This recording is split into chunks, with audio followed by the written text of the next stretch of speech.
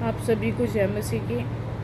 आज मैं खुदावंद के कलाम को आप सभी के बीच में रखूँगी और हम उसके ऊपर मनन करेंगे। भजन संहिता उसका 68 चैप्टर और उसकी 19वीं और 20वीं आयत में देखते हैं कि किस प्रकार से लिखा है। धन्य है प्रभु जो प्रतिदिन हमारा बोझ उठाता है।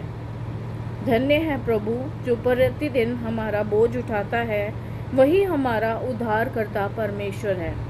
यहाँ पर खुदा के कलाम में हमें बताया है कि प्रतिदिन का हमारा बोझ उठाने वाला परमेश्वर वो धन्य है, क्योंकि वो हमारी तमाम ज़रूरतों को पूरा करता है, हमारे बोझ को उठाता है। उसने कहा कि तुम मुझे अपना बोझ दे दो और मैं तुम्हारे बोझ को उठाऊंगा। हम अपना सारा बोझ अपने परमेश्वर को दे देते हैं। वो धन्य परमेश्वर है जो हमारे बोझ को उठाता है, हमारे फिक्रों को ले लेता है, हमारी समस्याओं को ले लेता है, हमारे श्रापों को, हमारी बीमारियों को ले लेता है। वो धन्य परमेश्वर है। वो हमारा उद्धार करता है, उद्धार करने वाला परमेश्वर है। सिर्फ वो ही हमारा उद्धार कर सकता है, हमारे गुनाहों से, हमारे श्रापों से, हमारी हर एक उस बात से हमारा उद्धार करता है जो हमारे लिए नाशवान है। वही हमारे लिए बचाने वाला परमेश्वर ठहरा। यहोवा प्रभु मृत्यु से भी बचाता है। हमारी हर एक मुसीबत से, मुश्किलात से हमें बचाने वाला परमेश्वर सिर्फ यहोवा परमेश्वर है, और वो हमें मृत्यु से भी बचाता है। जब हम बहुत ज़्यादा मुसीबत में पड़ जाते हैं तो सिर्फ हमें एक ही मार्ग दिखाई देता है, और वो मार्ग है, वो सच्चाई का रास्ता है जो यहोवा परमेश्वर की ओर से हमें मिलता है। अगर हम उस मार्ग पर चलते हैं तो हम मृत्यु से भी बच जाते हैं। और दो तरह की मृत्यु है। एक मृत्यु है जो शारीरिक मृत्यु है, और दूसरी मृत्यु है जो आत्मिक मृत्यु है। शरीर में तो हम मर जाते हैं, और आत्मिक रीति से भी हम मर जाते हैं जब हम खुदावन के साथ अपना रिश्ता खो बैठते हैं। मगर जो जिंदा परमेश्वर हमें मृत्यु से बचाता है, वो हमें आत्मिक रूप से मजबूत करता है, और आत्मिक रीति से हमें मरने नहीं देता। हम जब उसके साथ अपना रिश्ता बनाते हैं और उसको अपने जीवन में पहला स्थान देते हैं, तो हमें अपने जीवन में सबसे पहला ओहदा, अपने पहला स्थान अपने ज़िंदा परमेश्वर को देना है। जब हम अपनी ज़िंदगी में पहला स्थान खुदावन को देते हैं तो वो भी हमें हर एक बात में आगे रखता है, फर्स्ट प्रायोरिटी देता है।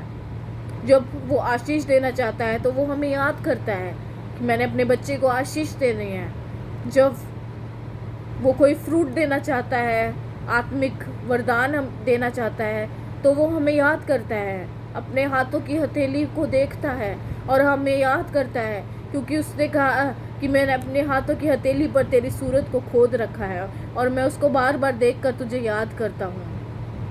वो हमें हर एक उस स्थान पे याद करता है सबसे पहले, जब हम उसको पहला स्थान देते हैं।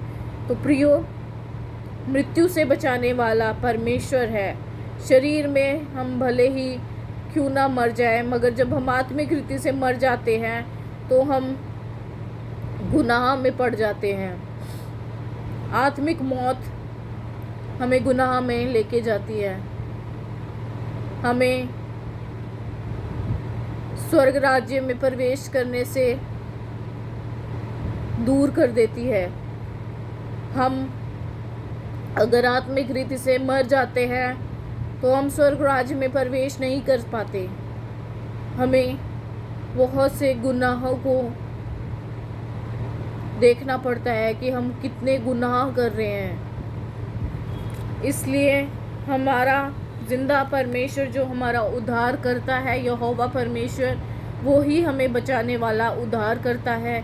इसलिए हमें अपना पूरा मन तन से उसकी सेवा करनी है और उसी की ओर अपने ध्यान को लगाना है, क्योंकि वो ही मुहैया करने वाला, वो ही उद्धार करता, वो ही मुक्तिदाता परमेश्वर है। वो ही हमें हमारा बचाने वाला है, वो ही हमारा शरण स्थान है जिसमें हम पनाह लेते हैं। धन्यवाद करते हैं प्रभु का कि इस सुंदर शाम को प्रभु ने दिया ताकि आज के कलाम के ऊपर हम मनन करने पाएँ। मैं आशा करती हूँ कि आप भी आत्मिक रीति से मजबूत बने और खुदावंद में बढ़ते चले जाएं और खुदावंद की आशीषों को पाएं। जय मसीह की। God bless you all.